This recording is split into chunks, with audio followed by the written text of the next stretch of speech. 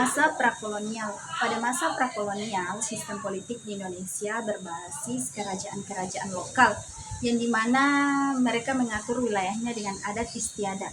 Rakyat yang menyampaikan tuntutan melalui pemimpin lokal seperti kepala suku, raja, atau pemuka agama yang dianggap memiliki kekuasaan sakral. Karena raja di sini dipandang sebagai wakil dewa atau pemimpin spiritual. Keputusan politik biasanya tidak dapat diganggu-gugat. Nilai-nilai tradisional, agama, dan hukum adat sangat dijaga untuk menjaga ketertiban masyarakat. Kapabilitas pemerintahan terbatas pada sistem tradisional yang bergantung pada loyalitas masyarakat. Sementara integrasi vertikalnya terjaga karena masyarakat patuh kepada pemimpin, sementara integrasi horizontal terjaga melalui ikatan kekerabatan, adat, dan budaya. Gaya politik bersifat paternalistik, di mana raja atau pemimpin yang dianggap sebagai figur ayah yang melindungi rakyatnya. Partisipasi rakyat dalam politik sangat terbatas karena mereka hanya mengikuti perintah pemimpin. Militer dalam bentuk prajurit kerajaan digunakan untuk menjaga keamanan wilayah dan menumpas semua pemberontakan. Aparat negara berupa pejabat kerajaan yang diangkat berdasarkan kepercayaan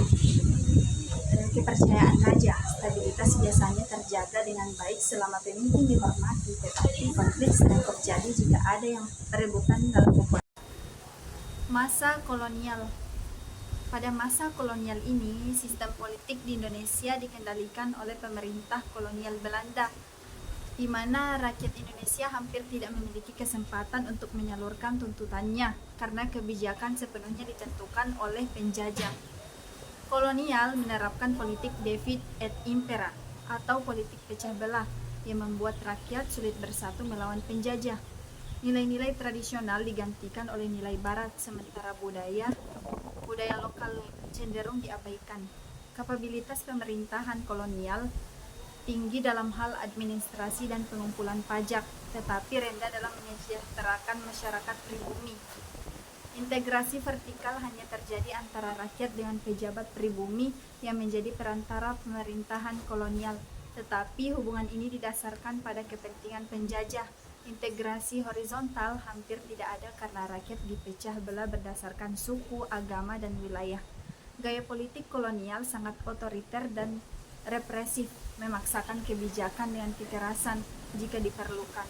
Partisipasi massa hampir tidak ada karena rakyat tidak dilibatkan dalam politik. Militer kolonial digunakan untuk menjaga kekuasaan Belanda dan menumpas pemberontakan. Aparat negara diisi oleh pegawai kolonial dan pejabat pribumi yang loyal kepada Belanda. Stabilitas politik terjaga melalui kontrol ketat dan hukuman berat bagi yang melawan, tetapi sering terjadi pemberontakan dari rakyat. Masa demokrasi liberal tahun 1950 sampai 1959. Setelah merdeka, Indonesia menganut sistem demokrasi liberal yang memberi kebebasan pada banyak partai politik untuk berperan dalam pemerintahan. Rakyat dapat menyalurkan aspirasinya melalui pemilihan umum dan partai politik. Tetapi karena jumlah partai terlalu banyak, terjadi banyak konflik kepentingan. Pemerintahan sering berganti karena kondisi partai ini tidak stabil. Pemeliharaan nilai demokrasi seperti kebebasan berpendapat dan hak politik dijalankan, tetapi sering diabaikan demi kepentingan partai. Kapabilitas pemerintahan rendah karena kebijakan yang dibuat sulit dijalankan akibat seringnya pergantian kabinet.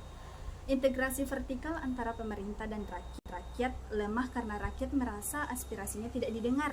Integrasi horizontal juga terganggu karena perbedaan ideologi antar partai. Gaya politik bersifat pragmatis, di mana politisi lebih mementingkan kepentingan kelompok daripada rakyat. Partisipasi massa dalam politik tinggi tetapi sering kali dimanipulasi oleh partai. Militer mulai terlibat dalam politik sebagai penengah konflik, tetapi perannya belum dominan. Aparat negara belum solid dan masih mengalami transisi dari sistem kolonial. Stabilitas politik rendah karena seringnya pergantian kabinet dan konflik antar partai. Masa demokrasi terpimpin pada tahun 1959 sampai 1966, Di era demokrasi terpimpin, Presiden Soekarno mengambil alih kekuasaan penuh dengan membubarkan sistem demokrasi liberal. Penyaluran tuntutan rakyat lebih terpusat kepada Soekarno yang dianggap sebagai pemimpin revolusi. Partai politik dibatasi dan kebijakan pemerintah lebih diarahkan pada ideologi revolusi dan persatuan nasional. Pemeliharaan nilai Pancasila dan nasionalisme sangat ditekankan, tetapi hak-hak individu sering diabaikan. Kapabilitas pemerintahan meningkat dalam hal pembangunan nasional dan hubungan internasional, tetapi terjadi banyak konflik internal. Integrasi vertikal sangat kuat karena rakyat diwajibkan loyal kepada Soekarno, namun integrasi horizontal lemah karena adanya konflik antara kelompok politik, terutama antar nasionalis, agama, dan komunis. Gaya politik Soekarno bersifat karismatik dan populis, memanfaatkan simbol-simbol revolusi untuk memperkuat dukungan rakyat. Partisipasi massa tinggi melalui mobilitas politik dan demonstrasi besar-besaran. Militer mulai memiliki peran penting dalam politik, tetapi bersaing dengan PKI, Partai Komunis Indonesia. Aparat negara mendukung Soekarno, tetapi stabilitas terganggu oleh konflik ideologi yang memuncak dalam peristiwa G30S. Masa demokrasi Pancasila Orde Baru tahun 1966 sampai 1998 di bawah Soeharto, Indonesia memasuki masa demokrasi Pancasila yang fokus pada stabilitas dan pembangunan ekonomi. Penyaluran tuntutan rakyat dilakukan melalui saluran formal seperti Partai Golkar, tetapi kebebasan politik sangat dibatasi. Pemeliharaan nilai Pancasila digunakan sebagai alat legitimasi untuk mempertahankan kekuasaan Soeharto. Kapabilitas pemerintahan dalam pembangunan ekonomi sangat tinggi, tetapi terjadi banyak pelanggaran hak asasi manusia dan korupsi. Integrasi vertikal sangat kuat melalui birokrasi yang dikontrol oleh Soeharto, sementara integrasi horizontal terjaga dengan memaksakan persatuan nasional.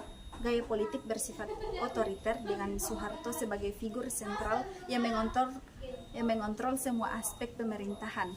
Partisipasi massa dibatasi pada dukungan formal terhadap pemerintahan. Militer memiliki peran besar dalam politik melalui konsep dui fungsi, yaitu peran militer dalam pertahanan dan politik. Aparat negara sangat kuat dan digunakan untuk menjaga stabilitas politik. Stabilitas terjaga dengan baik, tetapi dengan cara represif yang menekankan kebebasan masyarakat. Masa reformasi tahun 1998 sampai sekarang. Masa reformasi dimulai setelah jatuhnya Soeharto yang ditandai dengan demokratisasi dan kebebasan politik. Penyaluran tuntutan rakyat menjadi lebih bebas melalui pemilihan umum, partai politik, dan kebebasan berpendapat. Pemeliharaan nilai demokrasi, hak asasi manusia, dan keadilan sosial menjadi prioritas pemerintah. Kapabilitas pemerintahan bervariasi dengan kemajuan di beberapa bidang, tetapi tantangan seperti korupsi dan birokrasi yang lemah masih ada. Integrasi vertikal diperkuat dengan pemilihan pemimpin secara langsung oleh rakyat. Integrasi horizontal juga membaik dengan adanya desentralisasi kekuatan dan otonomi daerah. Gaya politik cenderung pragmatis dengan berbagai aliansi partai politik dengan yang dinamis. Partisipasi massa dalam politik sangat tinggi, terutama melalui pemilu dan media sosial. Keterlibatan militer dengan politik mulai menurun, tetapi mereka tetap memiliki peran penting dalam menjaga keamanan negara. Aparat negara berfungsi lebih profesional meskipun birokrasi masih berjalan, stabilitas polisi relatif terjaga, dan tantangan seperti konflik sosial, isu SARA, dan korupsi yang belum sepenuhnya teratasi.